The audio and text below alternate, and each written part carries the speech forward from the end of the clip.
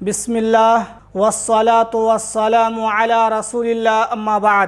برادران اسلام، یہ دنیا دارالامتحان ہے، مصائب و آلام، دکھ و تکلیف کی آماجگاہ ہے۔